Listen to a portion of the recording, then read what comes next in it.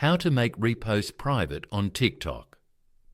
To get started, first of all, open up the TikTok application on your phone. You will then be taken to the TikTok homepage.